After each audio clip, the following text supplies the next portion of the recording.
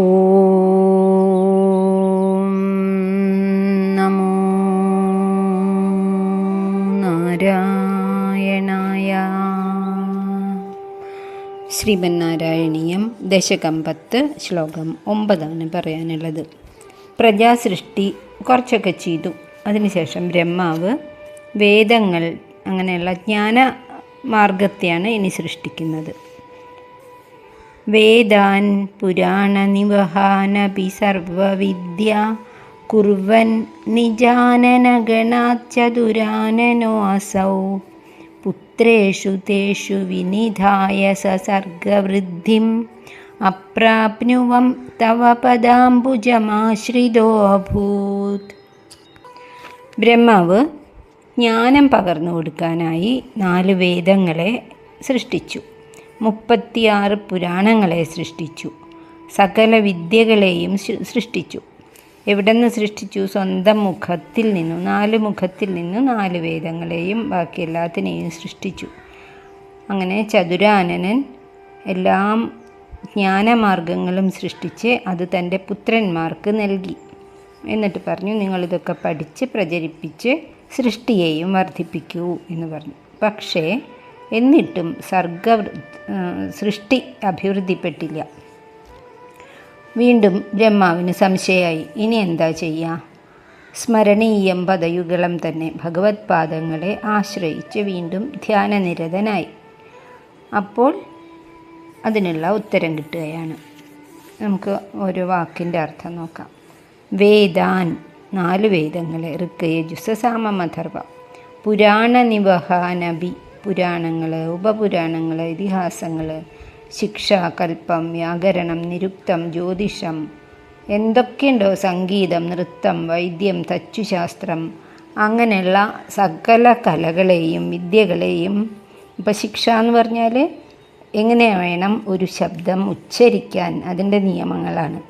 ഛന്ദസ് എന്ന് പറഞ്ഞാൽ വൃത്തങ്ങൾ, ഗുരു, ലഘു, അതൊക്കെയാണ്. നിരുക്തം എന്ന് പറഞ്ഞാൽ വാക്കുകൾ, ശബ്ദങ്ങളൊക്കെ ഉൽപ്പത്തി ഉണ്ടാകുന്നതാണ്. കൽപ്പം എന്ന് പറഞ്ഞാൽ നീതിന്യായ വ്യവസ്ഥിതിയെക്കുറിച്ചുള്ള കാര്യങ്ങളാണ്. അങ്ങനെ എന്തൊക്കെയുണ്ടോ ഈ ലോകത്തിൽ അതെല്ലാം ബ്രഹ്മാവ് സൃഷ്ടിച്ചു. സർവവിദ്യ, എല്ലാതരം വിദ്യകളെയും ഭഗവാൻ ബ്രഹ്മദേവൻ സൃഷ്ടിച്ചു. കുർവൻ, അങ്ങനെ നിർമ്മിച്ചു. നിജ ആനനഗണാത്, എവിടെ നിന്നാണ് സൃഷ്ടിച്ചത്? തൻ്റെ 4 മുഖങ്ങളിൽ നിന്നും സൃഷ്ടിച്ചു. ചതുരാനന അസൗ, ആ ബ്രഹ്മദേവൻ അങ്ങനെ സൃഷ്ടി നടത്തിയ ശേഷം പുത്രേഷു തേഷു വിനിധായ, തൻ്റെ പുത്രന്മാർക്ക് ഇതൊക്കെ നൽകി, അതായത് അവരെ പഠിപ്പിച്ചു. സ സർഗവൃദ്ധിം അപ്രാപ്നുവം, എന്നിട്ട് അവരോട് സൃഷ്ടി ചെയ്യാൻ പറഞ്ഞു. പക്ഷേ സർഗവൃദ്ധിം അപ്രാപ്നുവം, വേണ്ടത്ര സൃഷ്ടി വർദ്ധിച്ചില്ല. അപ്രാപ്നുവം, പ്രാപിച്ചില്ല. അപ്പോൾ എന്തു ചെയ്തു? പതിവ് പോലെ തന്നെ തവ പദാംബുജം ആശ്രിതോ അഭൂത്, ആ ബ്രഹ്മാവ് തൻ്റെ യജമാനനായിട്ടുള്ള ഭഗവാന്റെ പാദപത്മം, ഭഗവാനെ നോക്കിയിട്ട് പറയണം മേൽപ്പത്തൂര്, തവ പദാംബുജം, അങ്ങയുടെ പാദമൂലമല്ലേ ബ്രഹ്മാവ് പിടിച്ചു വീണ്ടും ധ്യാനിച്ചത് എന്നാണ്. ബ്രഹ്മാവിൻ്റെ രാജസവും താമസവും ആയിട്ടുള്ള ഭാവങ്ങളൊക്കെ പോയി. അങ്ങനെ ജ്ഞാനത്തിൻ്റെ ഉറവിടങ്ങളൊക്കെ സൃഷ്ടിക്കപ്പെട്ടു. എന്നിട്ട് അത് മക്കളെ പഠിപ്പിച്ചു. പക്ഷേ വീണ്ടും സൃഷ്ടി ചെയ്യാൻ ബ്രഹ്മാവ് ഉദ്ദേശിച്ച പോലെ സൃഷ്ടി വർദ്ധിച്ചില്ല. അപ്പോൾ ഭഗവത് പാദം വീണ്ടും വീണ്ടും ധ്യാനിച്ചുകൊണ്ട് ബ്രഹ്മാവ് ഒരു മറുപടിക്കായിട്ട് കാത്തുനിന്നു. വേദാൻ പുരാണനിവഹാൻ അഭി സർവവിദ്യ കുർവൻ നിജാനന ഗണാച്ചതുരാനനോ അസൗ പുത്രേഷു തേഷു വിനിധായ സർഗവൃദ്ധിം അപ്രാപ്നുവം തവ പദാംബുജമാശ്രിതോ അഭൂത്. 10ാമത്തെ ശ്ലോകം.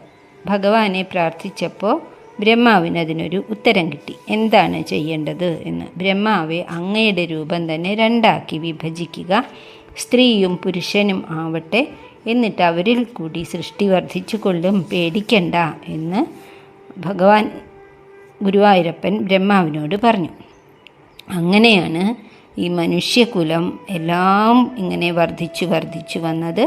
അങ്ങനെയുള്ള ഭഗവാനെ ഗുരുവായൂരപ്പ എന്നെ രോഗങ്ങളിൽ നിന്നും രക്ഷിക്കണേ എന്നാണ് 10ാമത്തെ ശ്ലോകം. ജാനൻ ഉപായമധദേഹമജോ വിഭജ്യ സ്ത്രീ പുംസഭാവം അഭജൻ മനു തദ്വധൂഭ്യാം താഭ്യാം ച മാനുഷകുലാനി വിവർദ്ധയം സ്ത്വം ഗോവിന്ദമാരുതപുരേശ നിരുന്ധിരോഗാൻ. അങ്ങനെ ഭഗവത് ധ്യാനത്തിലൂടെ ജാനൻ ഉപായം എന്താണ്, നിവൃത്തിമാർഗം എന്താണ് എന്ന കാര്യം ജാനൻ എന്ന് പറഞ്ഞാൽ അറിഞ്ഞു, ബ്രഹ്മാവ് അറിഞ്ഞു. അജ, അതിനുശേഷം ദേഹം വിഭജ്യ, ആ ഉപദേശപ്രകാരം എന്തു ചെയ്തു? ദേഹം വിഭജിച്ചു, രണ്ടാക്കിയിട്ട് വിഭജിച്ചു. ബ്രഹ്മാവിന് അതൊക്കെ സാധിക്കും. ചിലപ്പോൾ ദേഹം തന്നെ ഉപേക്ഷിക്കാൻ പറ്റും, ഉടനെ വേറെ ദേഹം എടുക്കാൻ പറ്റും. അങ്ങനെ ഇവിടെ ദേഹത്തിനെ രണ്ടാക്കി വിഭജിച്ചു. സ്ത്രീ പുംസഭാവം അഭജൻ, ഒന്ന് സ്ത്രീയായിട്ടും ഇടത്ത് ഭാഗത്തേത് സ്ത്രീയായിട്ടും വലത്ത് ഭാഗം പുരുഷനായിട്ടും തീർന്നു ബ്രഹ്മാവിൻ്റെ ശരീരം. അവരുടെ പേര് മനു തദ്വധൂഭ്യാം എന്നാണ് പേര് കൊടുത്തു. മനു എന്നാണ് പുരുഷൻ്റെ പേര്.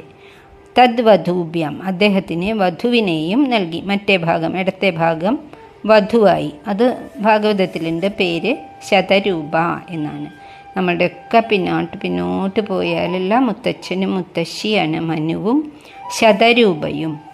താഭ്യാം ച, അവരെ കൊണ്ടാണ് പിന്നെ മാനുഷകലാനി വിവർദ്ധയൻ, ഈ കണ്ട മനുഷ്യവംശങ്ങൾ മുഴുവനും അവിടെ നിന്നാണ് വർദ്ധിച്ചു വന്നത്.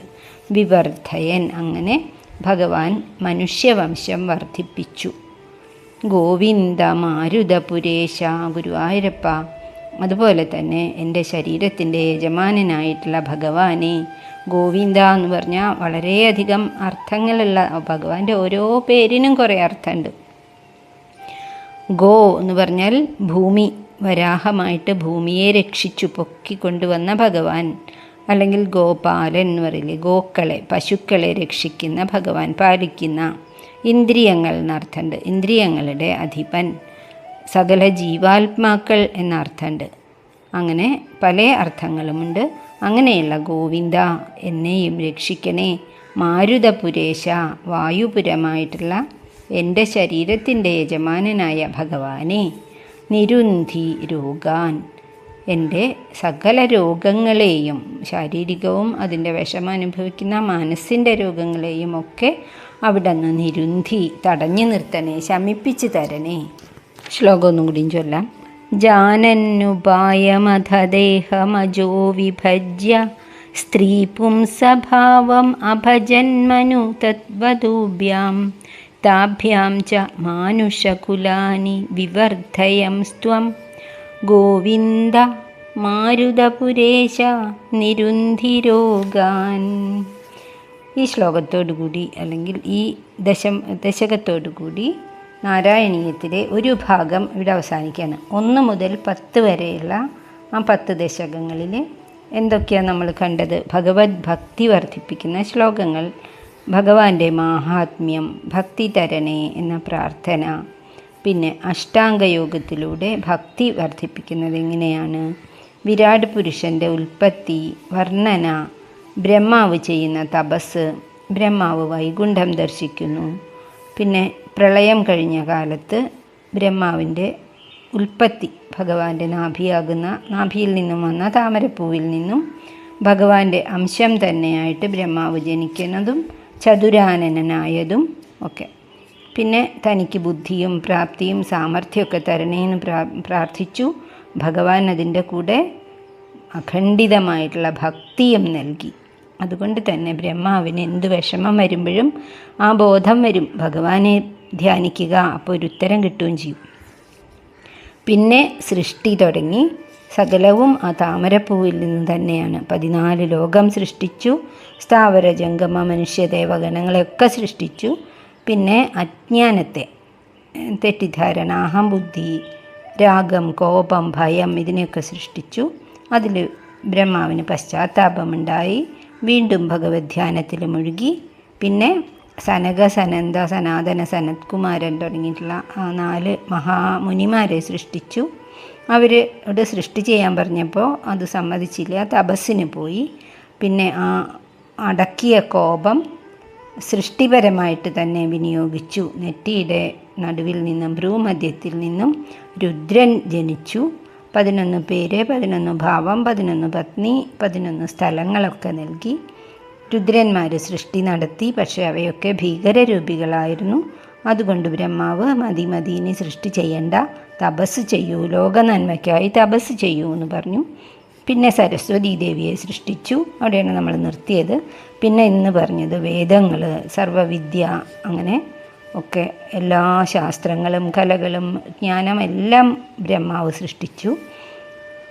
എന്നിട്ടും സൃഷ്ടി വേണ്ട വിധത്തിൽ വർദ്ധിച്ചില്ല എന്നത് കണ്ടപ്പോൾ വീണ്ടും ഭഗവാനെ ധ്യാനിച്ചു. അപ്പോൾ ബോധം ഉണ്ടായി. ഭഗവാൻ അങ്ങനെ പറഞ്ഞു കൊടുത്തു, ഇനി ശരീരം 2ആക്കി മനുവിനെയും ശതരൂപയെയും സൃഷ്ടിക്കുക എന്ന്. അതിൽ കൂടിയാണ് മനുഷ്യജാതി, മനുവിൽ നിന്നുണ്ടായതുകൊണ്ടാണ് മനുഷ്യൻ എന്ന് പറയുന്നത്. ഇന്നും ഇതാ ഇങ്ങനെ വർദ്ധിച്ചു കൊണ്ടിരിക്കുന്നതാണ്. ഈ അധ്യായത്തോടു കൂടി ഇവിടെ അത് സമാപിക്കണം. അപ്പോൾ നമുക്ക് ഭഗവാന്റെ അപാരമായിട്ടുള്ള കാരുണ്യം കൊണ്ട് മഹാപണ്ഡിതനും പരമഭക്തനും ശരണാഗതനുമായിട്ടുള്ള മേൽപ്പത്തൂര് രചിച്ച് കീർത്തിക്കുന്ന ഈ മഹാകാവ്യം ഭഗവാന്റെ പാദപത്മത്തിൽ മേൽപ്പത്തൂര് അർപ്പിക്കുകയും രോഗശാന്തി ലഭിക്കുകയും ചെയ്ത ഈ മഹാകാവ്യത്തിനെ സ്പർശിക്കാൻ സാധിച്ചത് തന്നെ ഭാഗ്യം. അത് തെറ്റുകൂടാതെ മനസ്സിലാക്കാനും പറയാനും കേൾക്കാനും ഒക്കെ ഗുരുവായൂരപ്പൻ തന്നെ അനുഗ്രഹിക്കണം. പറയുന്നതിൽ അപരാധങ്ങളൊക്കെ വന്നു എന്ന് വരാം, എന്നാൽ ഭഗവാൻ സർവവും ക്ഷമിക്കുന്ന ഭഗവാൻ തന്നെ അതൊക്കെ ക്ഷമിക്കട്ടെ എന്ന് പ്രാർത്ഥിച്ചുകൊണ്ട് നമുക്ക് ഈ 10ാം ദശകവും ഭഗവാന്റെ പാദത്തിൽ സമർപ്പിക്കാം. അപ്പം ഇതിൻ്റെ ചുരുക്കമായിട്ട് നമ്മുടെ മനസ്സിൽ നിൽക്കേണ്ട കാര്യം